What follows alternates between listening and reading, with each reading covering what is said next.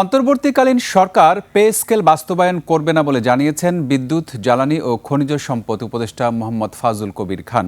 নির্বাচিত সরকার চাইলে pay scale বাস্তবায়ন অথবা বাতিলের সিদ্ধান্ত নিতে পারে। এছাড়া হ্যাঁ ভোট প্রচারণার খরচ সরকারি তহবিল থেকে দেয়া হচ্ছে বলে জানান উপদেষ্টা। বিস্তারিত আকবর হোসেন সুমনের রিপোর্টে।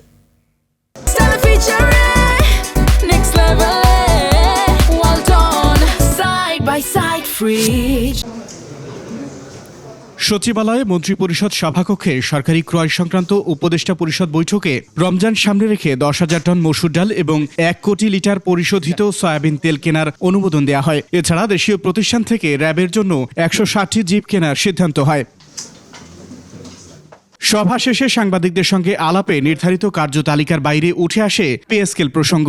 উপদেষ্টা জানান, পে স্কেল বাস্তবায়নে সুপারিশ নয়, রিপোর্ট গ্রহণ করা হয়েছে। 13 বছর ধরে সরকারি কর্মচারীদের স্বভাবত একটা দাবি ছিল যে একটা পে কমিশন করার আগে। নর্মালি এটা 5 বছর পর অন্তর এটা করার কথা।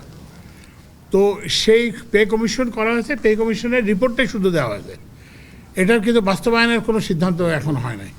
তো সুতরাং এই অন্তর্বর্তী সরকার যেহেতু আর মাত্র 15 দিন আছে, এখন আমরা এই ব্যাপারে কোনো পদক্ষেপ গ্রহণ করতে চাই। এবার বিদেশ নয়, দেশেই সামরিক সরঞ্জাম উৎপাদনে চট্টগ্রামে ডিফেন্স ইকোনমিক জোনে জমি বরাদ্দের তথ্য দেন উপদেষ্টা। বেজার বাংলাদেশ ইকোনমিক জোন অথরিটি, তো ওরা শুধুমাত্র একটা ল্যান্ড অ্যালোকেট করছে for production of defence equipment.